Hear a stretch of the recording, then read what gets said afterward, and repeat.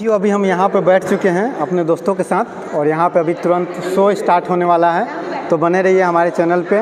और इसके बारे में पूरा मैं डिटेल में वीडियो बनाया हुआ, अगर वो नहीं देखे हैं तो देख लीजिएगा। ओके, गंगा अवतरण के बारे में यहाँ पे पूरी जानकारी दिया जाएगा। ओके जियो भाई, यहाँ पे देखिए अभी स्टार्ट 1 2 3।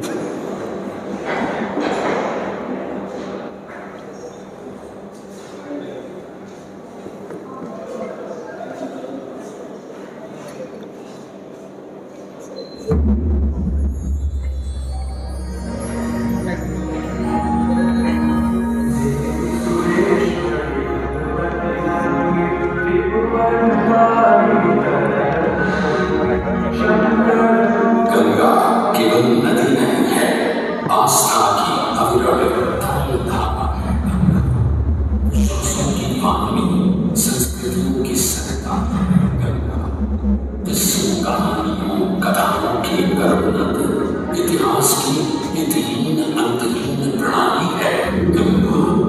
भारत भूखंड को पोसने पालने दूध पिलाने वाली मां है गंगा।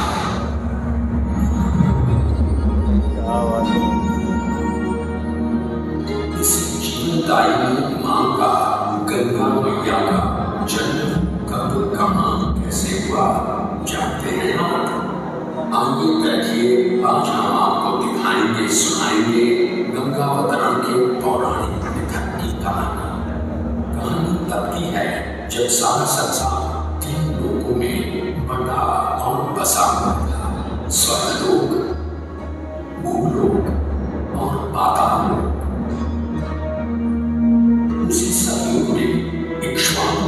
सूर्यवंशी राजा सगर ने सारे संसार को जीतने के लिए एक अश्वमेध यज्ञ का संकल्प किया। सुने सुने सुने सब सुने, या जिन्हें पूजित दरअसल जहां भी जाएगा वो भी राजा सगर की मानी जाए। यदि किसी ने इस अश्व को रोका या पकड़ा तो उसे सगर के 7,001 पुत्रों और उनकी लक्षाधिक सेना का सामना करना पड़ेगा। सगर का अश्व अजेय अपराजेय बढ़ता जा रहा था और स्वर्गलोक में बढ़ती जा रही थी देवेंद्र इंद्र की दुर्धा। उन्हें लगा कि अगर सगर का प्रभाव बढ़ता रहा तो उनका इंद्रासन ही मिल सकता था।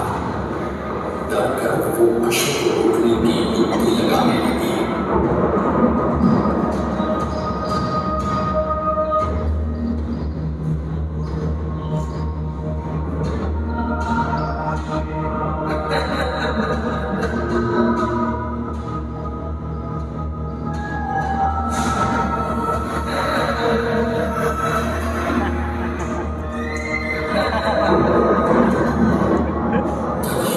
घोड़े की रक्षा को निकले 7,000 सगर वहां पहुंचे। ऋषि कपिल के पास घोड़े को बंधा देख सगर पुत्रों ने ऋषि को घेर लिया। हमारा अश्व छुड़ाकर साधना का नाटक चल रहा है कपटी सन्यासी। अपना अश्व तो हम ऐसे ही ले सकते हैं, किंतु अश्वमेध का अश्व बांधने वाले को दंड देना हमारा धर्म है। आंखें खोल। यदि कपिल ऋषि ने खोल दिया तो तपस्वी को और किसे तुम सब हो जाओगे सूर्य के वंशजों को आग से डराना है मूर्ख। अगर तूने तुरंत आंख न खोली तो अभी तेरा दम भी सर तेरे घर से अलग करता हूं। घोड़ा छोड़।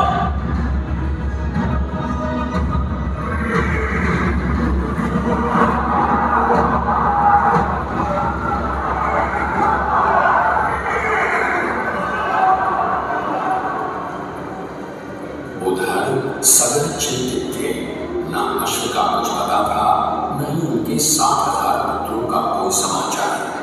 पिता की चिंता देखकर उनका प्रिय पुत्र अंशुमन भाइयों को ढूंढने चल पड़ा। कपिल ऋषि ने आंख खोली तो सामने राजकुमार अंशुमन था। अंतर्यामी ऋषि सब समझ गए। उनसे सच जानकर अंशुमन टूट गया।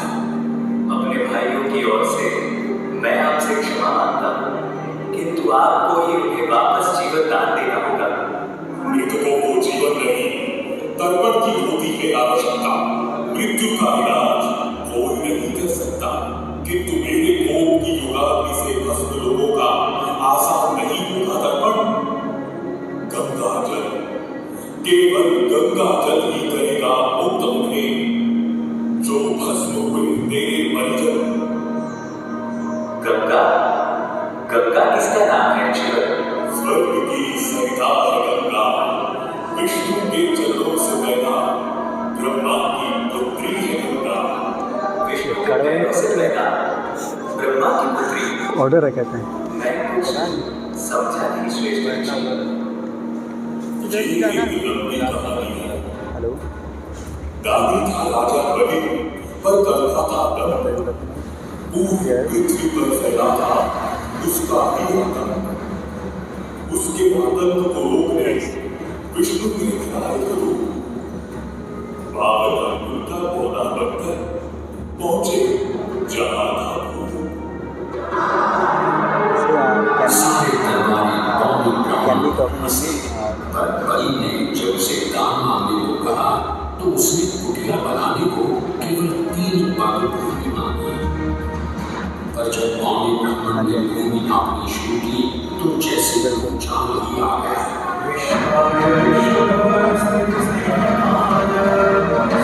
एक्चुअली उसमें शायद उसमें इंस्टॉलेशन का प्रॉब्लम है, उसमें कोई कॉल आ रहा था तो उसमें शो नहीं कर रहा है। बाकी सब कुछ ठीक है, जैसे कोई कॉल आ रहा है तो उसमें कनेक्ट नहीं हो पा रहा है। कनेक्ट होता है उसमें कॉलिंग डिस्प्ले नहीं हो पा रहा है, नोटिफिकेशन डिस्प्ले नहीं हो रहा है उसमें।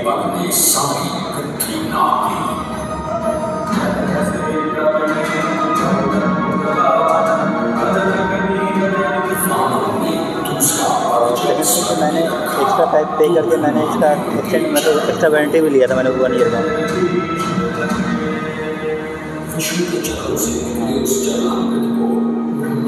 इसका मैं आई थिंक सितंबर या में किया था, मैंने कंप्लेंट किया था, मैंने अभी तक कोई सोल्यूशन मिला नहीं।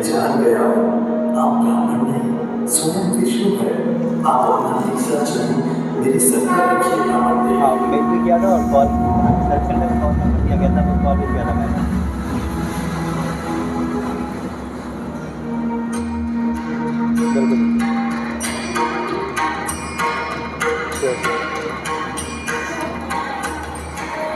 पवित्र किंतु चंचला, आज से तू मेरी पुत्री और नाम तेरा गंगा। नहीं कोई डायलॉग नहीं, ज़्यादा करता नहीं, नजर पड़ा रहा है उनका फोन तो ऐसे ही बहुत खड़ा हो गया। बेचारी बालिका गंगा, उसे कहाँ पता था दुर्वासा का क्रोधी स्वभाव। चंचला गंगा, यदि तुझे स्वर्ग में भंग करना है ऋषि दुर्वासा का ध्यान, तो तू भूलोक में जा, वही पतित पृथ्वी है अब तेरा स्थान। क्षमा क्षमा ऋषिवरी, गंगा है कैसे झेल पाएगी वो आपका श्राप और क्रोध। भूलोक तो इसे जाना पड़ेगा, किंतु ना भी जब इसका बुलावा आएगा तब जान जाएंगे सभी। वापस कब आएगी मेरी बेटी? पृथ्वीवासियों को अपने जल से धोते धोते जब यह स्वयं दूषित प्रदूषित हो जाएगी, तब गंगा धरती पर और न रहने पाएगी और वहां से लुप्त हो वापस स्वर्ग आ जाएगी।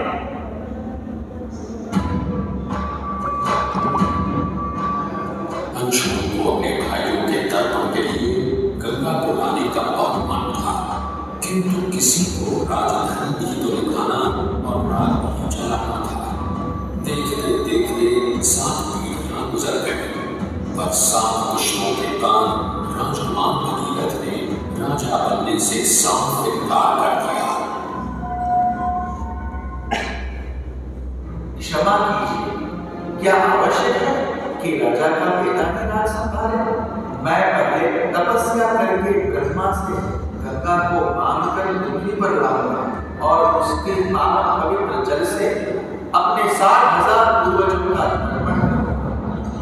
भगीरथ दूर एक जंगल में समाधि लगाकर बैठ गए और ब्रह्मा का आह्वान करने लगे।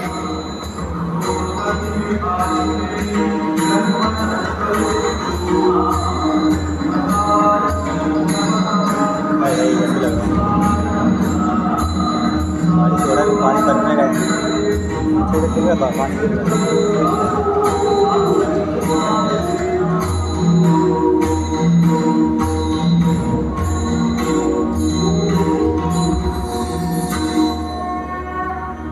पुत्र भगीरथ, हम तुम्हारे तप से प्रसन्न हैं। बताओ, क्या आशीर्वाद चाहिए? भगवान, मेरे पूर्वजों के तर्पण के लिए मुझे आपकी बेटी गंगा चाहिए। ब्रह्मा समझ गए कि गंगा के पृथ्वी पर जाने और धरती वासियों का कल्याण करने का समय आ चुका है।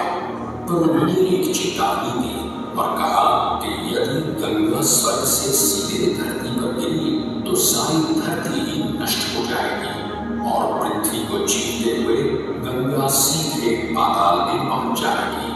इसलिए उन्होंने भगीरथ को सुझाव दिया कि वो भगवान शिव शंकर को मनाए ताकि जब गंगा स्वर्ग से नीचे उतरे तो वो उसके वेग को अपनी जटा में थाम ले। भगीरथ ने एक अंगूठे पर खड़े होकर भगवान शंकर को मनाने के लिए शिव शंकर का जाप शुरू कर दिया। खड़ा हो गया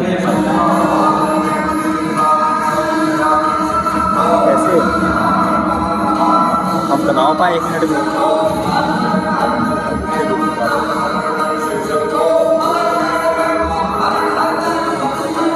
बोले तो इतने बोले नहीं है।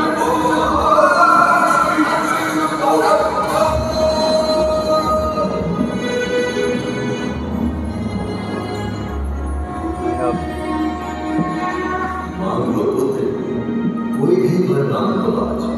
प्रभु, जब गंगा स्वर्ग से धरती पर गिरे तो आप उन्हें बीच में अपनी जटाओं में साध लें, वरना पूरी धरती नष्ट हो जाएगी। शिव तैयार है, आने दो गंगा को, आने दो।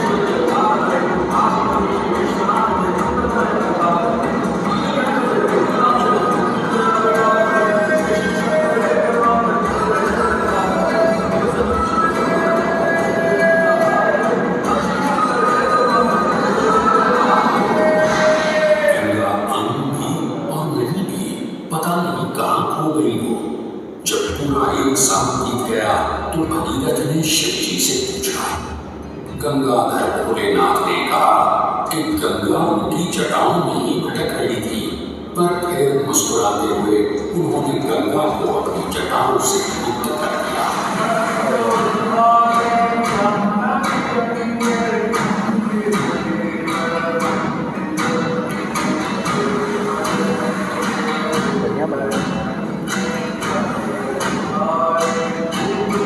सारे प्रोजेक्ट एक साथ चल रहा है उधर भी ये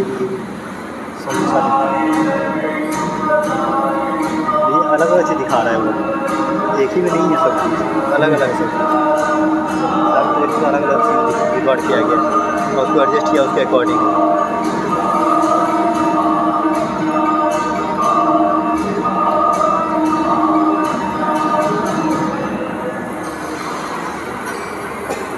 पूरा पानी पानी हो गया। गंगा ने भगीरथ के साथ गंगा सागर जाकर सागर के पुत्रों का उद्धार किया और साथ वो भारत की सबसे महत्वपूर्ण नदी बन गई, जिसका भारत के जीवन में धार्मिक, आर्थिक, सामाजिक, ऐतिहासिक बंद हो गया जेटा केवल। गंगा के 2500 किलोमीटर वहाँ से मैंने कलकत्ता में जा रहे हैं। बीच बसा है बनारस। गंगा सागर। यहाँ आकर गंगा की दिशा भूलकर उत्तर वाहिनी हो जाती है, पर अक्सर बाट बदलने वाली गंगा ने आज तक कभी बनारस का दामन नहीं छोड़ा है। यहाँ गंगा पर युगों से बनते संवरते बदलते घाटों की छटा बनारस को एक अलग ही रंगत देती है। गंगा में कायम सदियों से ये पुरवकार, हर अनीदतमंद का ये शहर है दारोमदार। अनगिनत है रसिया के कैसे कीजिएगा शुमार, आई है एक बार काशी गंगा की ये है पुकार।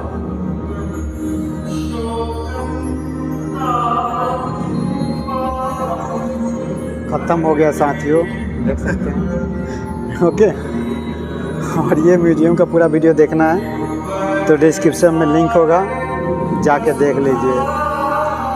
गेट खुल रहा है। सो खत्म। बाय।